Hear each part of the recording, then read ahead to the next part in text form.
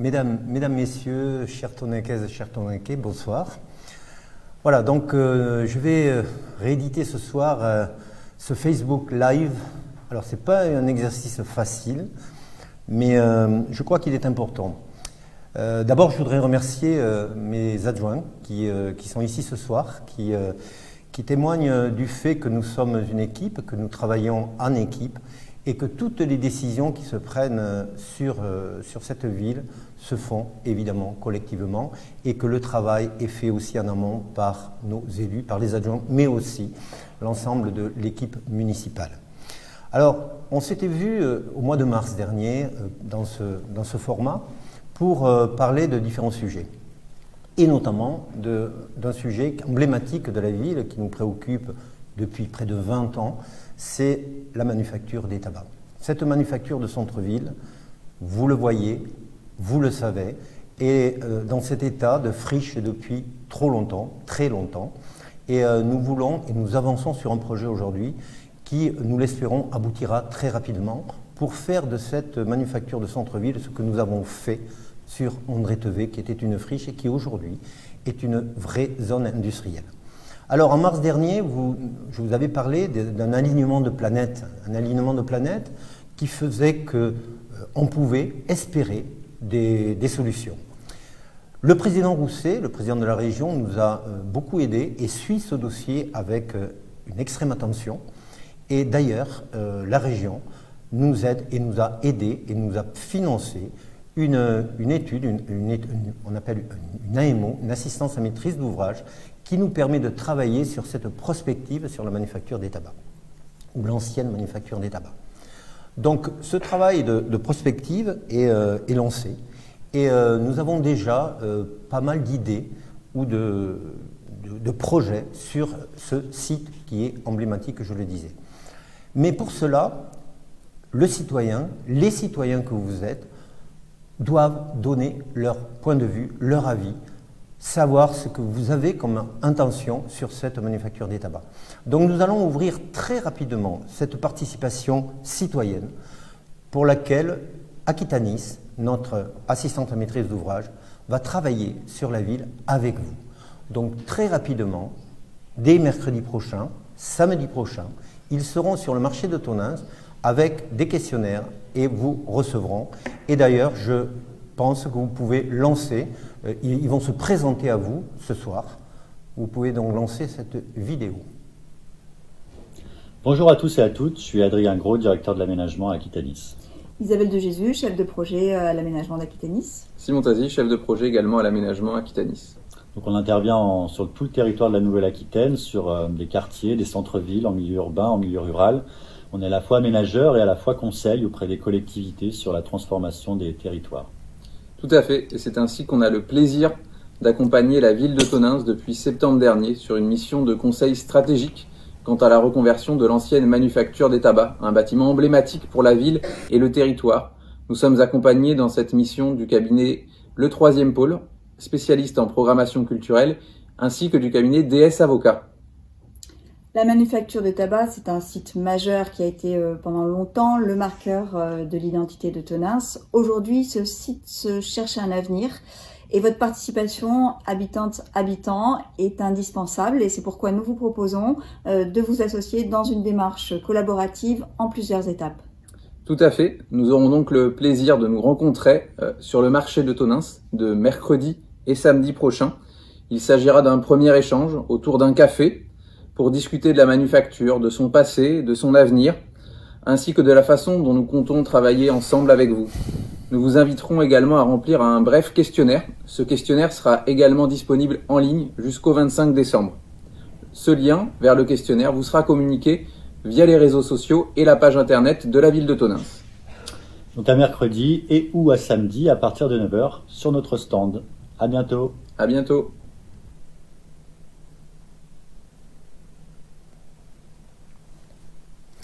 Bien écoutez, donc voilà, après la présentation donc, de l'équipe d'Aquitania, je vous invite vraiment à aller les retrouver dès mercredi prochain et samedi, allez les retrouver sur le marché pour répondre, pour échanger avec eux et partager avec eux vos idées sur cette manufacture et sur les projets que vous pourriez avoir. Alors, le calendrier aujourd'hui.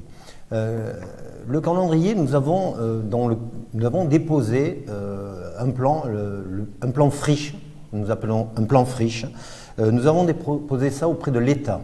Donc ce fonds friche aujourd'hui est déposé et nous attendons les réponses. Nous avons déposé aussi le fonds ADEME qui plutôt nous aidera à la démolition et nous attendons là aussi la réponse, mais nous sommes en très très bonne voie. Ensuite, dès le mois de mars, nous attendons la réponse évidemment de ces fonds friche et ADEME pour pouvoir, que nous espérons positif, pour lancer peut-être progressivement l'achat de la manufacture des tabacs par l'EPF à la CEITA. Alors, cet achat se fera bien entendu suivant un projet que nous avons et que nous aurons travaillé avec les réponses que vous nous avez présentées, que vous nous aurez proposées. Et l'idée, déjà dans un premier jet, ce serait de démolir la partie récente de la manufacture des tabacs pour en faire un jardin, pour en faire des parkings à usage de la partie patrimoniale qui, elle, sera complètement réhabilitée. Cette partie patrimoniale, aujourd'hui, fait l'intérêt de plusieurs investisseurs qui seront prêts à venir proposer leurs projets aussi et l'amender en fonction de vos réponses. Déjà, nous avons aussi une idée, c'est de déplacer le pôle culturel, de faire un pôle culturel sur cette manufacture des tabacs avec toute l'équipe municipale, bien entendu. Donc voilà le calendrier que nous avons, avec une démolition, nous le pensons, dans le deuxième semestre de 2022, et les premiers travaux sur sur la partie patrimoniale, là aussi dès la fin 2022, début 2023. Donc voilà pour ce qui est de la manufacture des tabacs. Donc nous avançons et nous espérons avoir des résultats très rapidement. Ensuite, sur la ville, nous avons évidemment les investissements, des investissements qui sont municipaux, des investissements importants, mais aussi des investissements par des privés que nous accompagnons. Alors les investissements municipaux aujourd'hui, je vous le dis, l'argent public, il est particulièrement bien dépensé, le mieux possible bien entendu, et nous accompagnerons aussi tous les projets privés. Dans les projets publics d'investissement, nous allons continuer le projet CARL. Le cours de la Marne est fait, maintenant nous allons vers la rue Ségala, nous redescendons la rue Ségala et les premiers travaux commenceront début janvier. Début janvier, les premiers travaux pour continuer et finaliser cette tranche du projet CARL. Ensuite, nous continuerons progressivement sur l'entrée de ville. Parallèlement, nous lançons aussi une étude sur un îlot qu'on appelle l'îlot Jules Ferry. Alors cet îlot Jules Ferry est travaillé par mon collègue Guy Lomé et nous avançons dans un plan de végétalisation. Ce sera un nouvel espace de centre-ville qui sera complètement refait dans les années à venir et dès 2022, ce projet verra le jour. Nous allons aussi travailler sur la continuité du travail de centre-ville. Après le cours de la Marne, l'ancienne 113, nous allons remonter le cours de l'Isère jusqu'à Saint-Pierre. Et là, c'est une vaste réflexion qui sera lancée aussi, avec de la même manière que dans le cours de la Marne, certainement des rachats de maisons et des îlots verts, des îlots partagés, des endroits partagés par les habitants. Donc voilà où nous en sommes concernant nos projets d'investissement communaux. Alors je vous le disais, l'accompagnement que nous avons sur les projets privés sont aujourd'hui importants sur notre ville et vous le voyez déjà à la sortie de la ville, le projet de gendarmerie. La gendarmerie s'est lancée, ce sont 45 logements qui seront construits, 45 logements pour lesquels nous avons accompagné ce projet dès le départ. Et nous en sommes particulièrement fiers parce que ces 45 logements vont amener de la population complémentaire sur Tonneins et une population vraiment intéressante dans la mesure où la gendarmerie, les gendarmes sont nécessaires aujourd'hui dans nos zones rurales. Un autre projet important que nous développons, c'est le projet Omnia. C'est en face le foyer René Bonnet. C'est un projet de logement inclusif sur lequel nous aurons une vingtaine de logements aussi. Et là aussi, cet investisseur, pour plusieurs millions d'euros, démarrera les travaux assez rapidement. D'ailleurs, le permis est déposé. Il y a aussi un projet que nous accompagnons avec les services depuis longtemps, c'est la clinique vétérinaire. Alors la clinique vétérinaire, une clinique vétérinaire va s'installer sur Tonneins, va se construire sur Tonneins, sur Ferrand-Est, à côté de Carré-Fleur, sur un bâtiment existant. Et donc le projet là aussi est lancé, les permis sont déposés, donc nous attendons ce projet avec impatience. Un autre projet lancé aujourd'hui, c'est Zanut, les transports Zanut qui ont acheté l'ancien terrain qui était destiné à la cuisine centrale et qui ont repris aussi l'emplacement du château de Suréré. Alors vous verrez là aussi ce château de Suréré qui est une figure emblématique de la ville, toute la façade sera refaite et tout le parc sera aménagé. Donc là aussi, nous en sommes très très fiers. L'hôtel des Fleurs. L'hôtel des Fleurs aujourd'hui a été vendu et 3 cellules commerciales seront construites et le permis de construire a lui aussi été déposé. On travaille avec les services là aujourd'hui sur le quai 36 emblématique aussi, hein, vous savez ce restaurant de centre-ville qui fonctionnait pendant des années. Eh bien, à partir dans l'année 2022, début de l'année 2022, un investisseur est prêt à se lancer. Donc là aussi, nous avons beaucoup de certitudes sur ce projet. Le JITEM, l'établissement Gombert. Là aussi, vous le savez, on en a déjà parlé en conseil municipal. Nous espérons très rapidement le lancement des travaux sur cet endroit de cœur de ville extrêmement important.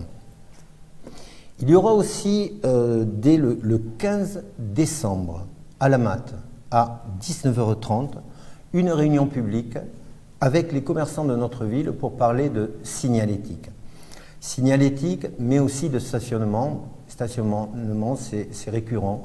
Nous avons des problèmes de stationnement sur la ville et là, nous allons résoudre ces problèmes-là avec les commerçants qui sont les premiers utilisateurs. Donc le 15 décembre, soyez présents à la Manoc. Cœur de ville. Cœur de ville, vous savez, nous avons ce projet de Nouvelle-Orléans qui est lancé déjà depuis quelques années et pour lequel de nombreux propriétaires ont décidé de s'engager aujourd'hui dans des projets façades, amener de la couleur sur la ville. Nous avons un accord avec l'architecte des bâtiments de France pour les couleurs et nous avons déjà un diaporama sur ces couleurs-là. Et là aussi, nous voulons lancer très rapidement ce projet de manière à pouvoir voir la couleur sur les façades dès 2022. Le commerce. Le commerce, de la même manière, vous voyez la rue Joffre, la rue Gambetta. Aujourd'hui, nous avons donc l'aide au loyer qui a permis à des commerces de s'installer. Et aujourd'hui, c'est vrai que nous n'avons plus beaucoup de vitrines vides et 2-3 projets d'installation sont en cours. L'habitat. L'habitat et notamment l'habitat de centre-ville. C'est une vraie problématique qui est aussi portée par mon collègue Guy Lomé. Cet habitat de centre-ville, il faut le reprendre. Vous savez qu'il y a des maisons dégradées, il y a des marchands de sommeil sur ce centre-ville. Et donc nous allons engager là aussi un travail important avec l'agglomération qui a la compétence. Nous allons engager un travail important qui pourrait aboutir à un permis de louer pour certains. Parce qu'aujourd'hui, on ne peut plus continuer à laisser ces vieilles maisons de centre-ville se dégrader. Donc là aussi, nous allons peut-être employer des moyens coercitifs. VGA, Val-de-Garonne Agglomération, c'est notre agglomération. Nous faisons partie de Val-de-Garonne Agglomération et à ce titre-là, l'agglomération a beaucoup investi déjà sur notre ville et sur notre territoire, notamment la maison de santé, vous le voyez, il y a eu le centre de loisirs, la zone André Tevet, où au précédent mandat, il a été, cette friche, je le disais, cette friche industrielle est devenue aujourd'hui une zone industrielle. Pratiquement, il ne reste plus que 30 ou 40% à vendre sur cet espace. Et l'agglomération donc investit beaucoup. Les piscines aussi, l'agglomération a la compétence. Il y a d'autres domaines sur lesquels cette compétence est exercée, et notamment les ordures ménagères. Alors, les ordures ménagères, vous le savez et vous le vivez tous les jours, la déchetterie de Tonneins est obsolète. Et elle fait partie des priorités de l'agglo dans la construction, la rénovation. Et le site actuel est trop petit pour pouvoir concevoir une déchetterie de qualité, une déchetterie aux normes aujourd'hui. Donc l'agglomération, qui a pour principe de demander aux communes sur lesquelles est installé un équipement communautaire, a pour principe de demander ce terrain, ce foncier gratuitement. Donc nous avons cherché, mais nous n'avons pas ce foncier. Nous avons trouvé un foncier sur bordure de Tonneins, sur Foyer, et ce foncier-là, on doit l'acheter. Donc nous avons décidé, les élus et moi-même, avons décidé de mettre dans le pot commun près de 100 000 euros, plus de 100 000 euros, pour racheter ce terrain, pour pouvoir démarrer très rapidement cette nouvelle déchetterie. Aujourd'hui, j'attends évidemment avec impatience la réponse du président pour qu'on puisse enfin avoir et voir ce démarrage de cette déchetterie qui est absolument nécessaire. Nous avons aussi sur le pôle de santé un projet de laboratoire.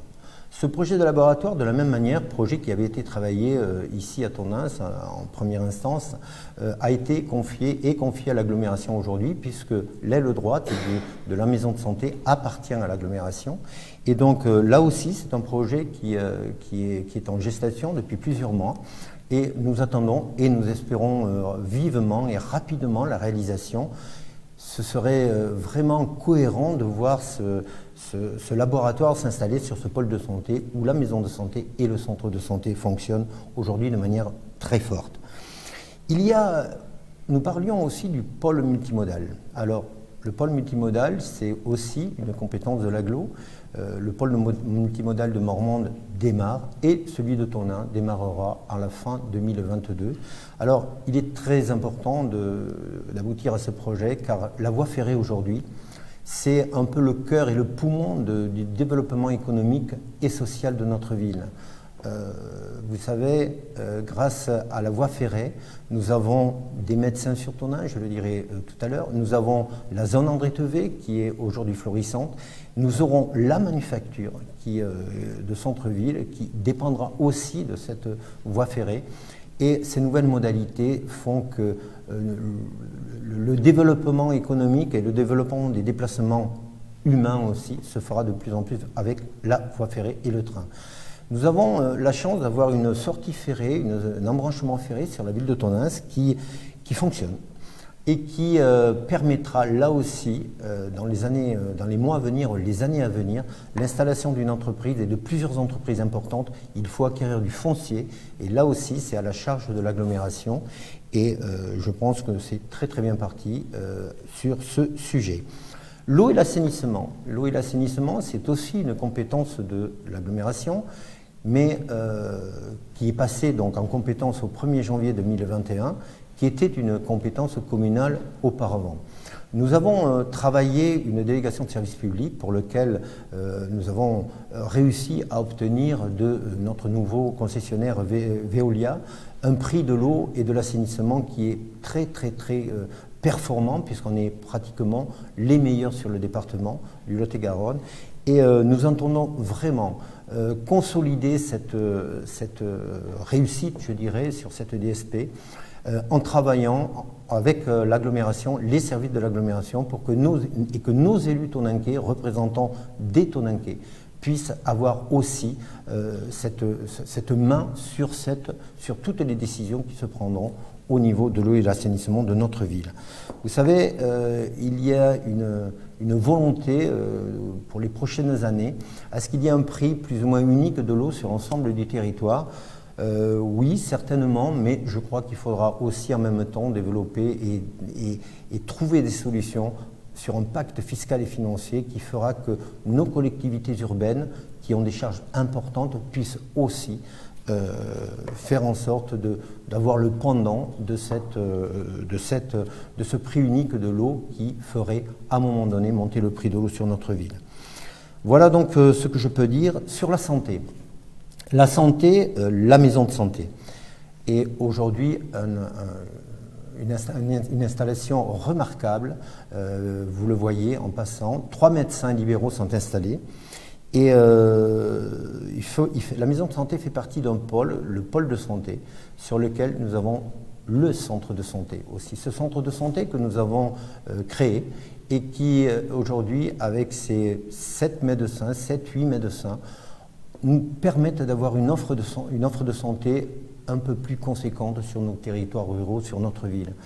Et je l'ai dit l'autre jour lors d'une assemblée générale, que serait la ville de Tonneins sans le centre de santé et les médecins aujourd'hui, quand on voit que les listes d'attente sont de plus en plus grandes, on refuse les patients qui arrivent d'ailleurs aujourd'hui, et ça commence à devenir assez difficile, même très très très difficile.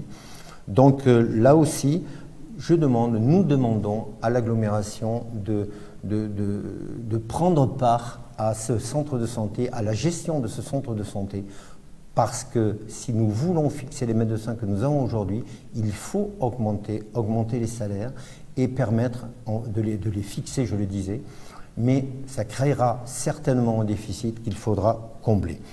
La vaccination, nous avons à un moment donné eu un centre de vaccination sur Tonneins, mais aujourd'hui même, j'ai vu les professionnels de santé et nous ne pouvons pas ouvrir de centre de vaccination sur la ville, mais nous avons ces vaccinations qui se font aussi bien au centre de santé qu'à la maison de santé. Voilà donc sur la santé. Les écoles. Les écoles sont une priorité dans notre ville. On l'a souvent dit, un travail remarquable est fait. Un adjoint qui était dans l'éducation nationale fait un travail remarquable dans la coordination de l'ensemble de l'équipe éducative. Et nous avons aujourd'hui sur nos écoles vraiment des dédoublements de classes, nous avons des travaux qui se font, nous avons beaucoup de choses qui se passent. Et il y a une spécificité que nous voulons créer, c'est l'orchestre à l'école. Permettre à nos enfants de toucher un instrument. Là aussi, la municipalité s'engage et s'engagera, on vous en parlera plus tard. Il y a un label aussi pour lequel nous avons déposé un dossier, c'est les cités éducatives, travaillées par les services, travaillées par les élus. Et ce label nous permettra d'avoir des crédits supplémentaires pour tout ce qui est fonctionnement, tout ce qui est investissement dans l'école et autour de l'école. Autre point important, c'est au niveau des déplacements, c'est le vélo. La ville doit être équipée progressivement de pistes cyclables sur toutes nos voies. Donc, il est évidemment naturel que sur tous les prochains travaux de voirie, il y aura des pistes cyclables ou des bandes cyclables. Sur la ville aussi, le social est important, bien entendu.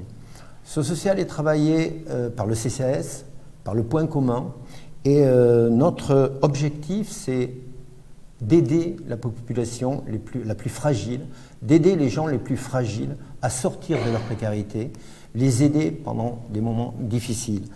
Nous ne sommes pas là pour consolider l'assistanat, mais nous sommes là pour essayer d'aider les gens à s'en sortir. Et beaucoup de personnes aujourd'hui sont dans ces problématiques de social, et nous les aidons autant que nous pouvons à travers, je le disais, le CCAS et le point commun. Les personnes âgées sont aussi des gens pour lesquels nous avons une attention particulière quand on voit la précarité de certains, les retraites de certains. Eh bien, là aussi, nous faisons le maximum pour pouvoir sortir, aider ces personnes-là. Les manifestations dans la ville. Alors, notre collègue adjointe Aurore Roubaix travaille de manière brillante sur les manifestations de notre ville. Et en 2021, malgré le Covid, eh bien, je crois que nous avons une année remarquable avec le marché aux fleurs, le marché des producteurs, la feria, le Made in Tonneins Party par l'association l'AET, les journées du patrimoine, le 15 août à Vénès, les foulées des matins verts, le Summer Day, etc., etc.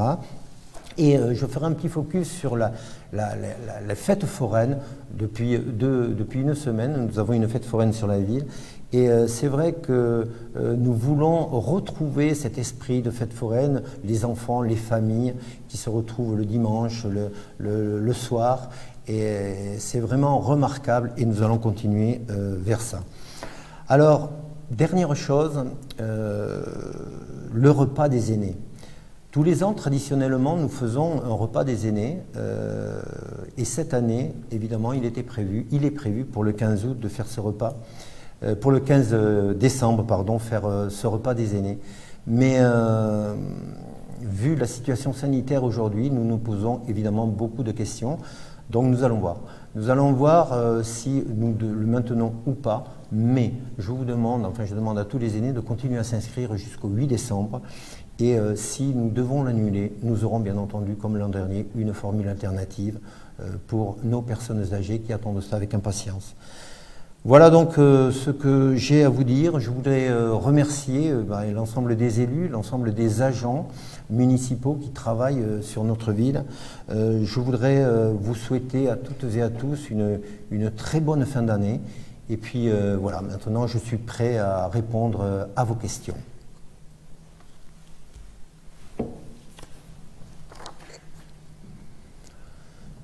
Alors, vous allez faire des appartements, Madame Ducasse. Bien oui, on va faire, enfin des appartements. On va aider les propriétaires privés à améliorer leurs appartements dans le cadre des OPA RU.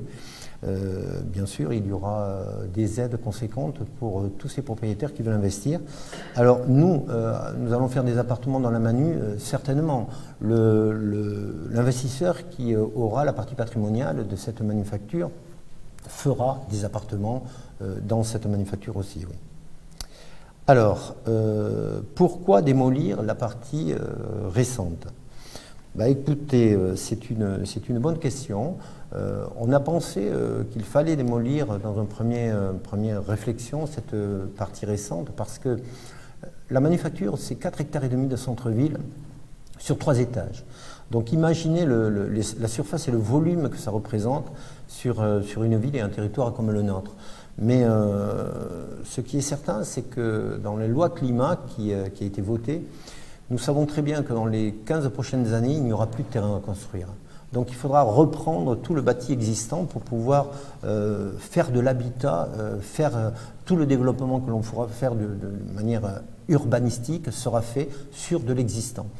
Donc c'est une bonne question, mais on attend cette participation citoyenne pour pouvoir répondre à cette question-là de manière définitive. Un mini-pôle commercial avec bar, resto, etc., avec un parking extérieur et tout un pôle d'activité à l'intérieur, comme dans un centre commercial. Oui, oui, pourquoi pas. C'est une des options que nous avons. Mais là aussi, nous le travaillerons avec vous, la population, et avec l'investisseur. Pas mal le pôle culturel et les bureaux. Ben oui, c'est une option que nous avons aussi. Cette manufacture des tabacs aujourd'hui permettra de regrouper tout ce qui est pôle culturel, archives, tout ce qui est en lien avec la culture sera à proximité de la gare, sera recentré dans je dirais dans un endroit un peu cosmopolite où il y aura des appartements, il y aura de l'activité, voilà, donc il a tout son sens évidemment. Rien à voir, mais vous réparez quand les feux ralentisseurs sur la rue Max Dormois? Alors, écoutez, ça, je poserai la question à l'élu et au service compétent. Je ne peux pas vous répondre là, ce soir, sur le feu ralentisseur à réparer. Pour la sécurité des enfants qui traversent, évidemment, la 113 à la sortie des écoles, mais nous regarderons ça très rapidement, bien entendu. Pourquoi pas un lycée avec une cafétéria? Très bonne question. Alors un lycée sur la ville de Tonneins, ça aurait dû se passer il y a déjà quelques décennies. Bon, ça ne s'est pas passé, je crois que ça sera très compliqué d'avoir un lycée sur Tonneins. Par contre, la manufacture de Tonneins aujourd'hui est le lieu idéal pour faire de la formation. Et c'est vrai que le nouvel investisseur, en plus du pôle culturel, en plus des appartements, aura certainement à travailler sur de la formation et des sites de formation sur notre ville quand on voit et qu'on sait ce qu'il manque sur le territoire. J'espère que le cours de l'Isère ne sera pas comme le cours de la Marne, impossible de tourner dans les petites rues sans accrocher la voiture. Bah, écoutez, le cours de l'Isère, c'est une rue étroite, hein, qui sera travaillée, je pense, dans le même style et dans le même sens que le cours de la Marne. Alors bon, si vous parlez des potelets qui ont été mis, bon, c'est vrai que ça sera à débattre aussi. Hein, bon, c'est pas toujours facile, mais on y arrive quand même, hein, de tourner sans accrocher sa voiture. Et la tribune au stade. Ah, très bonne question. La tribune au stade, c'est prévu. Ça va être lancé. Dès 2022, la tribune sera refaite, la vieille tribune sera refaite dans notre stade municipal. Ensuite, à Caen, en rond-point à l'entrée de ville, trop dangereuse, encore vu un vélo se faire renverser il y a quelques semaines. Alors, je ne sais pas si vous parlez de l'entrée de ville côté Hayette. C'est vrai que ça fait partie aussi des priorités que nous avons déposées au niveau du conseil départemental et de l'agglomération. Ce rond-point devra à un moment donné être fait, bien entendu, mais certainement pas en 2022. Ce n'est pas possible, ce n'est pas inscrit dans les budgets. Quand les routes de la ville seront-elles refaites correctement, pas en mettant des gravillons? Alors là, vous savez, refaire l'ensemble des rues de la ville, c'est le challenge de toutes nos villes aujourd'hui. Quand on sait le coût de réfection des rues et des trottoirs, eh bien, c'est vrai que c'est un travail de très très longue haleine. Mais déjà, ce qu'il faudrait refaire et ce qu'il faut refaire, c'est permettre l'ensemble des trottoirs d'être accessibles, d'être carrossables, je dirais. Et nous avons aujourd'hui un plan d'investissement sur, je le disais tout à l'heure, sur le centre-ville où toutes les rues et les trottoirs seront refaits. Mais c'est vrai que c'est un énorme chantier à venir. Vite un centre de test et vaccination au centre de santé. Bien, je vous le disais, bon, le centre de test, oui, on l'a fait, on le refera si nécessaire, mais le centre de vaccination aujourd'hui, on se retrouve dans la grande difficulté de la désertification médicale. Et je vous le disais tout à l'heure, aujourd'hui, les listes d'attente sont impressionnantes et de plus en plus grandes sur le centre de santé, sur la maison de santé aussi, auprès de nos médecins généralistes. Hein. Et donc il est très compliqué de les enlever de la médecine générale pour les mettre sur la vaccination aujourd'hui, bien qu'ils le font. Ils le font 2 à 3 demi-journées par semaine, autant sur le centre de santé que sur la maison de santé.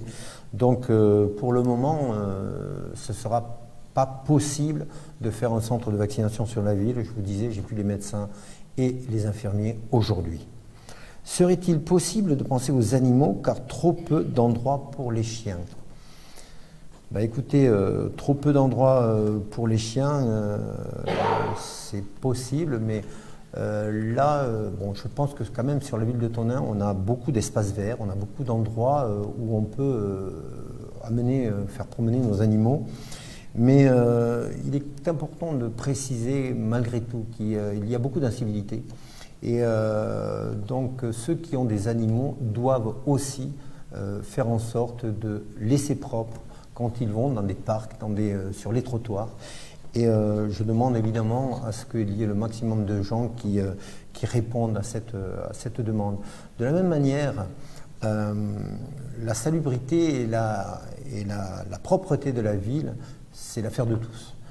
Je l'ai déjà dit, c'est l'affaire de nos services, c'est l'affaire de l'association que l'on emploie aujourd'hui, qui nettoie la ville, mais c'est aussi l'affaire du citoyen de tout simplement nettoyer devant sa porte. Donc si vous voulez que nous ayons une ville propre aujourd'hui, je crois qu'il faut que tout le monde y mette du sien et on y arrivera tous ensemble. C'est l'image de notre ville, donc ça c'est une demande forte aussi de ma part.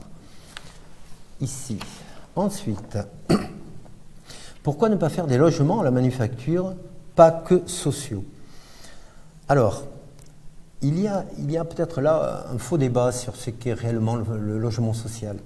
Le logement dit social, c'est un logement qui est subventionné, c'est un logement qui a un loyer qui est donné, mais qui est dans la norme, je dirais, des loyers qui existent sur notre ville et sur notre territoire. Il faut savoir que 95 à 98% des gens qui demandent un logement font partie et peuvent accéder au logement dit social, donc subventionné. Donc je crois que c'est quand même un faux débat que de parler de logements dits sociaux aujourd'hui.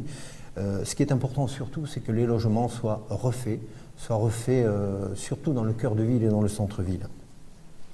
À quand un centre de radiologie? Ça manque vraiment. Alors là, le centre de radiologie, vous le savez, l'investissement et l'ARS investissent 500 à 800 000 euros sur l'hôpital de Tonneins, sur lequel nous aurons nous aurons un centre de radiologie de base, hein, échographie, radio primaire. Et cela, c'est quelque chose que nous avons, que nous aurons très rapidement. Stand de tir pour l'armée et particuliers. Écoutez, stand de tir, nous avons un stand de tir sur Hayette aujourd'hui. C'est pas pour l'armée, hein, c'est pour les particuliers. Et bon, je crois qu'il fait le bonheur de tous les amoureux du tir aujourd'hui. Je pense qu'on n'ira pas plus loin dans le développement et dans la création d'un centre de tir pour l'armée. Hein.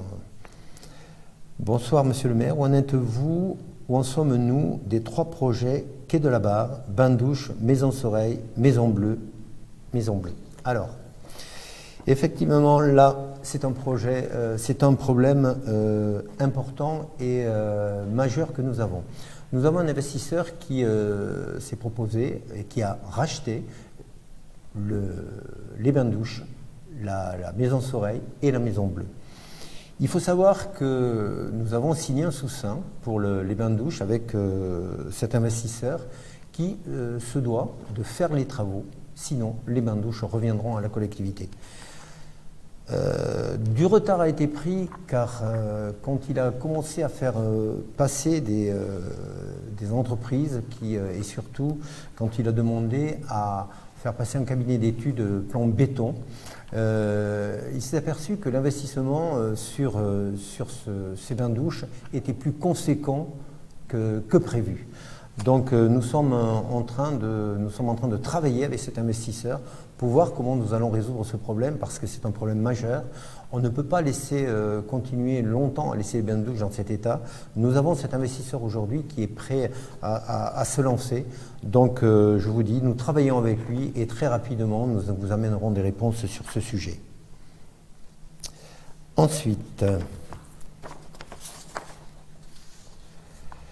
une foire agricole. Ben écoutez, pourquoi pas? Mais bon, une foire agricole, c'est quelque chose qu'il faut travailler avec les élus, avec les associations, avec la Chambre d'agriculture, écoutez, c'est un sujet dont on pourra débattre. Une autre question, l'emploi. Et pour l'emploi. Alors l'emploi, je le disais tout à l'heure, la manufacture réhabilitée sera et devra être aussi à un moment donné un lieu de formation. L'emploi sur notre ville est important, hein, puisque nous avons de plus en plus d'installations d'entreprises et de plus en plus d'entreprises qui cherchent de l'emploi, qui cherchent des employés, mais des employés formés. Et c'est là qu'est le problème aujourd'hui. Voilà, donc la formation, c'est aussi l'axe essentiel sur notre territoire. D'autres questions? Et après, c'est fini. J'espère qu'il y aura des activités pour les jeunes dans le projet de la manufacture.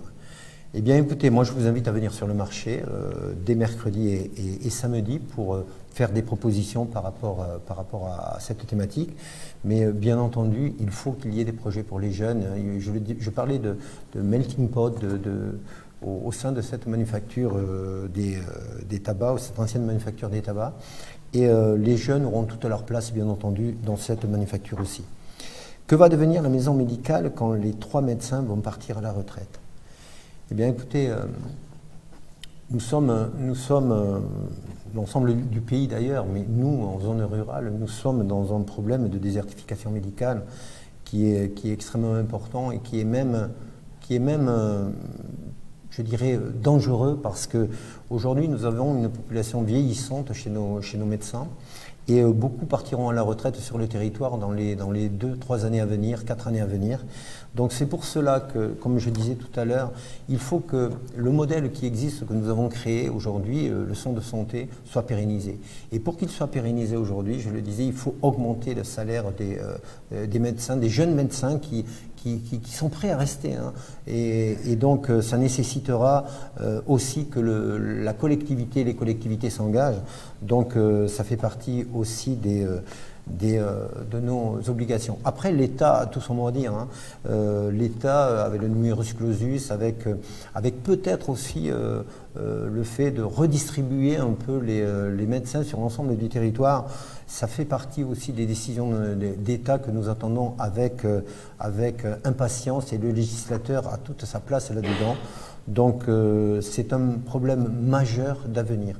Cet après-midi, j'étais sur le pôle de santé et j'ai vu un peu l'angoisse des gens qui attendaient, des enfants qui arrivaient avec 42 fièvres et qui ne pouvaient plus être soignés à la maison.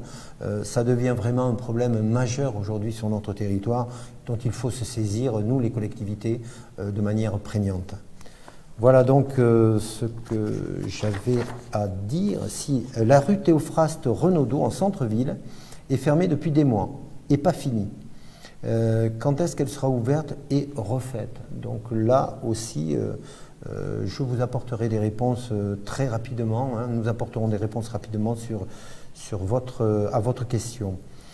Complément universitaire entre Bordeaux et Agen avec logement étudiant. Ben écoutez, c'était aussi ce à quoi nous avions pensé au départ quand on avait rencontré le président Rousset. Et c'est vrai que pour créer une université, il y a un engagement de la collectivité dans le fonctionnement qui est extrêmement important. Mais voilà, donc c'est pas si évident que ça, mais ça peut aussi faire partie des options. Tout ça sera débattu et travaillé dès lors que nous aurons avancé sur ce projet Manu.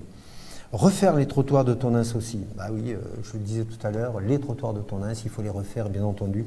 Mais déjà au moins restaurer les trottoirs existants de manière à ce qu'ils soient pour certains utilisables par les personnes à mobilité réduite. Refaire la tribune du stade, oui, mais quel stade? Car à Valmy, elle est impraticable et dangereuse. Alors celle devant le migrant, oui, celle-là aussi, il faut la revoir.